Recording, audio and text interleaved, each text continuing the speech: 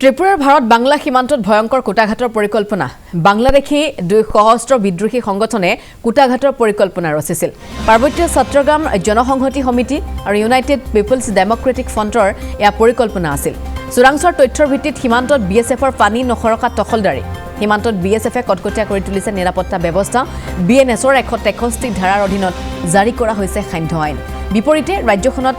অব্যাহত অবৈধ বাংলাদেশীৰ সহজ অনুপ্ৰৱেশো বিগত দুটা দিনত ভাৰতীয় জাল নোট সহিতে দুই বাংলাদেশী নাগৰিকক আটক কৰা হৈছে ৰাজ্যখনৰ দুই পৃথক স্থানৰ পৰা আটক কৰিছে আৰক্ষীয়ে গোমতি জিলাৰ পৰা আটক কৰা হৈছে এগৰাকী বাংলাদেশী মহিলাগৰাকীৰ পৰা জব্দ কৰা হৈছে 1,48,000 টকাৰ ভাৰতীয় জাল নোট ৰাজধানী আগৰতলাৰ পৰা আটক কৰা হৈছে আন এটা বাংলাদেশীকো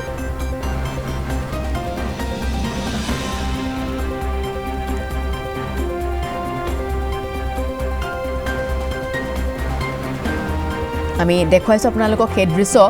ভয়ংকৰ কুটাঘাটৰ পৰিকল্পনা ৰচনা কৰা হৈছে ত্ৰিপুৰাৰ ভাৰত বাংলা সীমান্তত বাংলাদেশী দুটাকৈ সশস্ত্ৰ বিদ্ৰোহী সংগঠনে কুটাঘাটৰ পৰিকল্পনা ৰচিছিল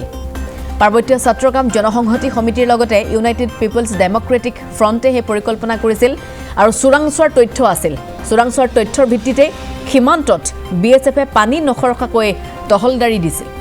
সীমান্তত বিএছএফে নিৰাপত্তা ব্যৱস্থা এতিয়াও কটকটীয়া কৰি তুলিছে বিএনএছৰ 163 ধাৰাৰ অধীনত সান্ধ্য আইন পৰ্যন্ত জাৰি কৰা হৈছে সীমান্তৰ অঞ্চলত বিপৰীতে ৰাজ্যখনত অবৈধ বাংলাদেশীৰ সহজ অনুপ্ৰৱেশো অব্যাহত আছে বিগত দুটা দিনতেই ভাৰতীয় জাল নোট সহিতে দুই বাংলাদেশী নাগৰিকক আটক কৰা হৈছে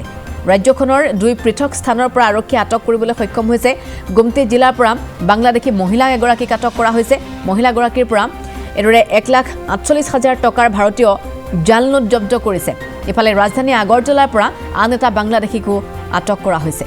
বিএছএফৰ আনফালে টহলদাৰী আপোনালোকে দেখিবলৈ পাইছে কটকটীয়া নিৰাপত্তা বেষ্টনীৰ মাজত আছে সীমান্ত অঞ্চল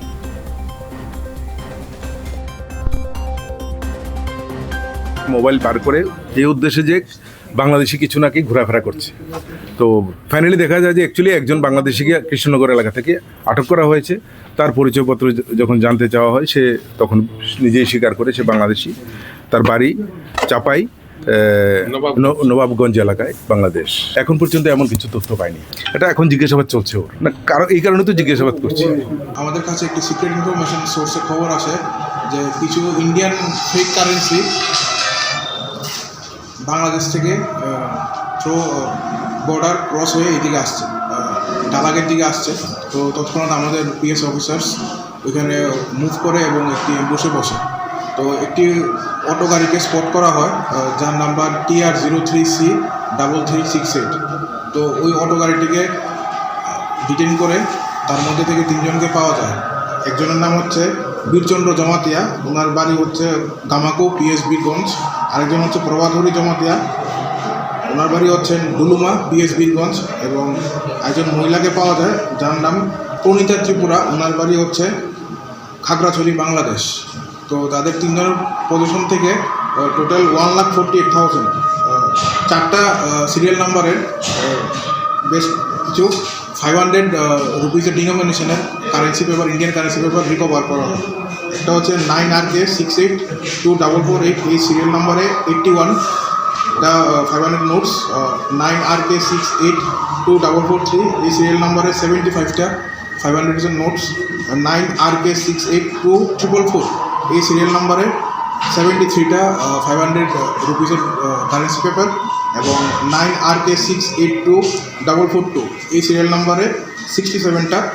500 ইন্ডিয়ান কারেন্সি নোট যেটা আছে সেগুলা রিকভার করা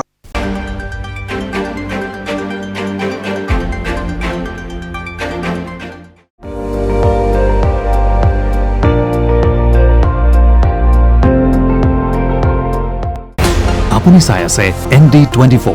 সৰ্বশ্ৰেষ্ঠ নহয় সৰ্বোত্তমৰ দৌৰত